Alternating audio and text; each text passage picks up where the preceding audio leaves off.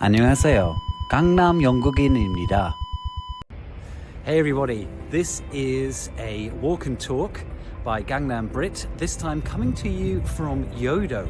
To be more precise, Yodo Park, where I have had a meeting this afternoon, and I thought I'd take the opportunity to take a quick stroll around this area. Behind me you can see a large statue of King Sejong. He is the most famous and prolific king in Korean history, and he has a very large statue here in the Yodo Park. Of course, either side of Yodo Park we are bridged with some very large buildings, which you can see behind me here. Yodo is actually nicknamed the Manhattan of Korea because it is such high density office buildings on both sides, as well as the National Assembly to the other side. So enough about where I am in my location today, and more about what I want to talk about today, which is one of the secrets of communication. There's a lot of information out there and training about communication and how to communicate effectively, but there's one secret, one technique which I think is totally not out there as a way to dramatically increase the effectiveness of your communication, and that is timing. I think that the timing of communication and the way in which you communicate in that particular time can be the most dramatic effect on how the message is received and how effective it is in trying to convey the message you want to deliver.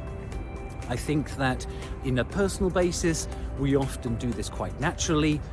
To our partners, we will not convey bad news at a wrong time. We will try to be sensitive to good times for telling certain news, and times when it is inappropriate or not quite the right time to convey some other news.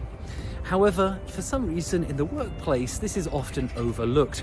And so I would really strongly urge managers or people, leaders, executives out there to think a little bit more about the timing, to think, to maybe put on the shoes of the other person and think about, for example, is 10 o'clock at night the right time to send an email?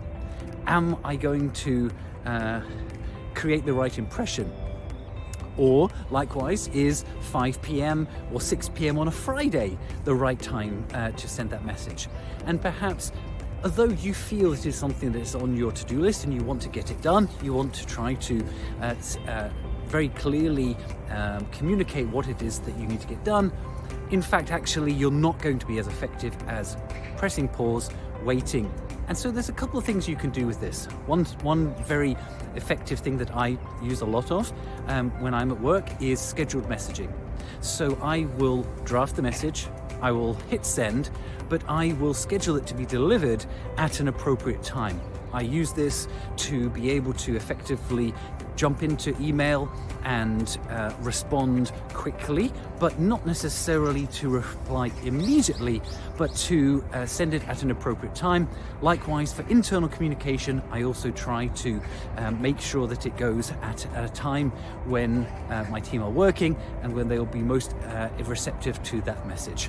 So it's a little bit of an unknown one, the effectiveness of communication through timing, but I wanted to share that with you today on my little walk and talk through Yodo Park.